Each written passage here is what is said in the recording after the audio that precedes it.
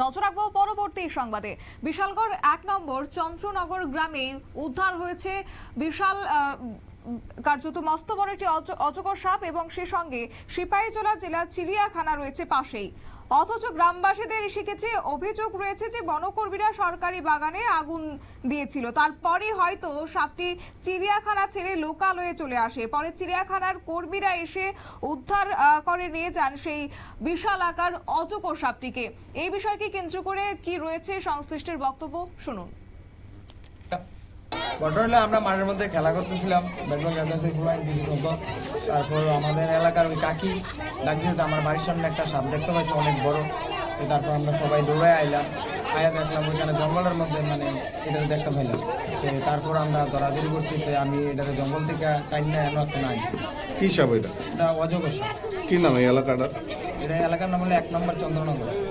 এই প্রথম এই সাপ দেখতে পেয়েছেন না এই এলাকার? এরকম সাপ আরো আগে অনেকবার আইসিলাম, একবার দেখছিলাম, তো হঠাৎ অনেক বছর পরে আবার দেখতে পেলাম। তারপরে এলাকা হচ্ছে জরুরি লাগছে সাপ দেখা। বন দপ্তরের খবর তো হয়েছে? বন দপ্তর আমরা কল করা হয়েছে, এখনো তারা আইসে না, কইছে আইতাছে। এখানে একটা অজগর সাপ আইছিল, এটা পাইছি, পাই আমরা এটা নিয়ে যেতে আছি 1 নম্বর চন্দ্রনগর।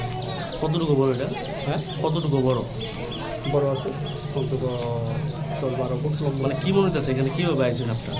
এটা বনের থেকে বনের পাশে তো একটা আই করতে পারে। এলাকাবাসী একটা অভিযোগ করলো যে এখানে আপনার আগুন দেওয়ার ফলে এই সাপটা বাড়ে।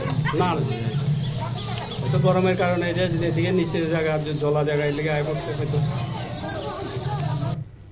আপনারা শুনলেন একদিকে সংশ্লিষ্টের বক্তব্য, অন্যদিকে বনকর্মীদের বক্তব্য। আজকে বিশালগড় 1 নম্বর চন্দ্রনগর গ্রামে উদ্ধার হয়েছে এই মস্ত বড় অজগর সাপটি এবং যাকে দেখার জন্য রীতিমতো কৌতূহলী যারা সাধারণ মানুষজন তারা ভিড় জমিয়েছেন। অন্যদিকে তাদের মধ্যে একটা চাঞ্চল্য ছড়িয়েছে এই বিশাল আকার, যা কিনা এর আগে বিগত কয়েকদিনের মধ্যে সেক্ষেত্রে দেখা যায়নি। অন্তত এত বড় বিশাল আকার সাপটিকে, যদিও পরবর্তীতে বনকর্মীদেরকে খবর দিয়েছেন তারা এবং তারপরে বন দপ্তরের কর্মীরা সেই সাপটিকে উদ্ধার করে নিয়ে যায়। নিয়ে নিচ্ছে ছোট্ট একটি বিজ্ঞাপন বিরতি, সঙ্গে থাকুন।